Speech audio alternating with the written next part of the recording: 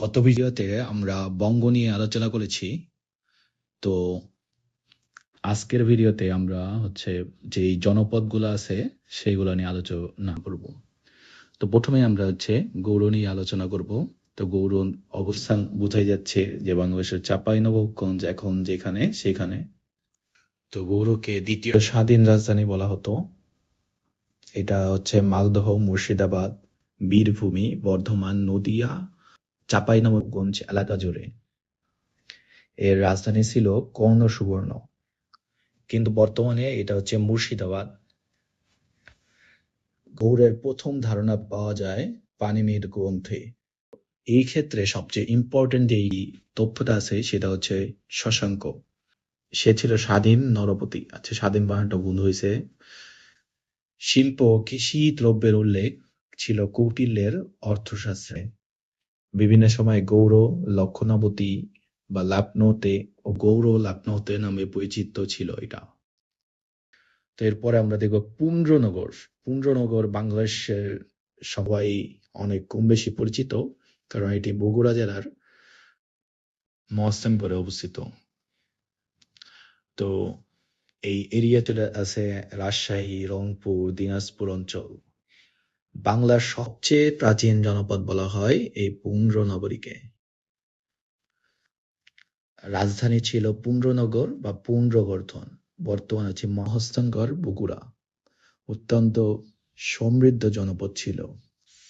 তো যারা রিয়েল লাইফে ভিজিট করছেন তারা এইটা বলতে পারবেন আরো ভালো করে এবং রিলেট করতে পারবেন। পুন্ড্র বলে এক জাতি এ জনপদ গড়ে তুলেছিল। বৈদিক সাহিত্য ও মহাভারতে এ জাতির উল্লেখ আছে। মৌর্য সম্রাট অশোকের রাজত্বকালে প্রাচীন পুন্ড্র রাজধানী স্বাধীন সত্তা হারায়। সমৃদ্ধি বাড়ার সঙ্গে সঙ্গে পঞ্চম ষষ্ঠ শতকে তা পুন্ড্রবর্ধন নামে রূপান্তরিত হয়।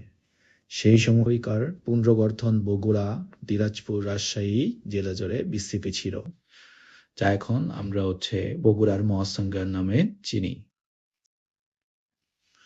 বগুড়া হতে এর দূরত্ব 7 মাইল দূরে। মহাস্থানগড়ের প্রাচীন পুন্ড্রবর্ধন নগরীর ধ্বংসাবশেষ বলে। প্রাচীন সভ্যতার নিদর্শনের দিক দিয়ে পুন্ড্রই ছিল সবচেয়ে সমৃদ্ধ জনপদ। তো যদি বলে যে জনপদগুলোর মধ্যে সবচেয়ে সমৃদ্ধ কোনটা ছিল, তাহলে এটা হবে পুন্ড্র। বাংলাদেশের প্রাপ্ত পাথরের চাকতিতে খোদাই করে সম্ভবত প্রাচীন শিলালিপি বা মহাস্থান ব্রাহ্মী লিপি এখানে পাওয়া গেছে। তো এটা একটা গুরুত্বপূর্ণ তথ্য যে মহাস্থান ব্রাহ্মী লিপি কোথায় পাওয়া গেছে? পুন্ড্র নগরীতে। তো এরপরে আমরা চলে আসবো রাঢ়। এটি আরেকটি জনপদ। এই যে এটার অবস্থান বোঝা যাচ্ছে যে কলকাতার পাশেই ছিল, বা বর্তমান যে কলকাতা পশ্চিমবঙ্গ সেটার কাছেই, মানে সেটাই ছিল রাঢ় নামে পরিচিত প্রাচীন যে জনপদটা ছিল। বর্তমান পশ্চিমবঙ্গের বর্ধমান জেলার দক্ষিণ অংশে ছিল রাঢ়ের অবস্থান। এটি ভগীরথী নদীর পশ্চিম তীরে অবস্থিত। রাজধানী ছিল কটিবর্ষ, যেটা এখন বর্তমান দক্ষিণ দিনাজপুর আমাদের অঞ্চল। রাঢ়ের আরেক নাম ছিল সূক্ষ্ম। তো এইটা খুবই গুরুত্বপূর্ণ একটা এটা খুবই গুরুত্বপূর্ণ একটি ইনফরমেশন। তো আমরা এই রাঢ় থেকে মনে রাখতে পারি যে রাজধানী কটিবর্ষ এবং রাঢ়ের আরেকটি নাম সূক্ষ্ম, এবং যে বর্তমান দক্ষিণ দিনাজপুর জেলায় এটি অবস্থিত ছিল। তো রাঢ়ের বঙ্গের মতন দুটি ভাগ ছিল, যেমন উত্তর রাঢ় বজ্রভূমি বলা হতো উত্তর রাঢ়কে, এই যে উত্তর রাঢ়, এবং দক্ষিণ রাঢ় এটা সূক্ষ্ম ভূমি ছিল, যে দুইটা পার্ট। তো এটাও আমাদের বঙ্গের মতো দুটি ভাগে বিভক্ত, উত্তর রাঢ় এবং দক্ষিণ রাঢ়। তো এখন আমরা চলে আসবো এই যে সমতট যেই জনপদটি আছে সেখানে। এই ম্যাপে আমরা দেখেই বুঝতে পারতেছি যে এটা কুমিল্লা এবং নোয়াখালী অঞ্চলে অবস্থিত। তো বৃহত্তর কুমিল্লা, নোয়াখালী, ত্রিপুরা অঞ্চল গঙ্গা ভগীরথী পূর্ব তীর থেকে মেঘনার মোহনা পর্যন্ত। রাজধানী বড়কামতা রোহিতগিরি ও দেব পর্বত লালমাই পাহাড়ে অবস্থিত। তো এই যে আমাদের রাজধানীটা একটু মনে রাখতে হবে, বড়কামতা ও দেব পর্বত। তারপরে আমরা আসবো হরিকেল নিয়ে। এই যে হরিকেল যে অঞ্চলটা, এটা হচ্ছে দুটি অঞ্চলে বিভক্ত ছিল। মানে পার্বত্য চট্টগ্রাম এবং পার্বত্য সিলেট নিয়ে হচ্ছে এর অংশ করে উঠেছিল। এবং এখানে দেখাই যাচ্ছে যে এই দুটি ম্যাপে যে হরিকেল হচ্ছে দুই অংশে বিভক্ত ছিল, চট্টগ্রাম, পার্বত্য চট্টগ্রাম অঞ্চলে, পার্বত্য সিলেটে।